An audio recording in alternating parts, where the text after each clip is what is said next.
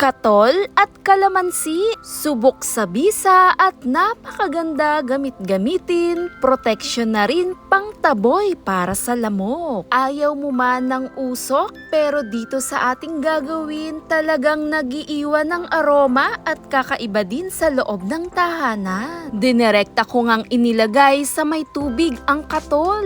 Hayaan lamang ito saglit, maya-maya pwede na nating kuwain. Dito nga po kumuha lamang ng maliit na cup o kahit anong pwedeng paglalagyan. Bakit nga ba nilagay ko sa tubig ang katol? Para kahit papano mabawasan yung aroma, yung tapang na amoy nito, at dito po pinutol-putol ko ang katol. Depende sa dami ng ating kakailanganin. Pagkatapos nga nito, kumuha ako ng kalamansi. Ilagay lamang doon mismo sa katol natin. Mas madami, mas maigi, mas lumalabas ang aromang dala nito.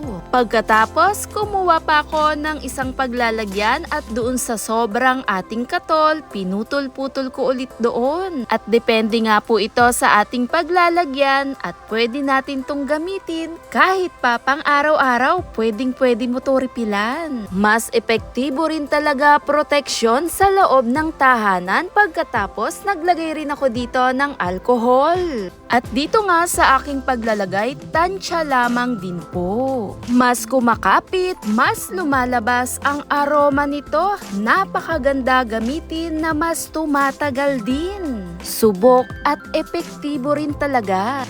Napapadalas na naman ang buhos ng ulan. Dahil dito, dumarami ang lamok. Sa simpleng ating ginawa, napakaganda gamitin. Lalo sa loob ng tahanan. At ilagay lamang sa parte ng ilalim ng upuan o kahit sa loob ng ating kwarto, depende na rin to sa atin. Hayaan lamang dyan o kaya naman bandang pintuan o kahit saang kasulok-sulukan ng ating tahanan. At heto'y napakasimple at napakadaling gawin. Thanks for watching, guys!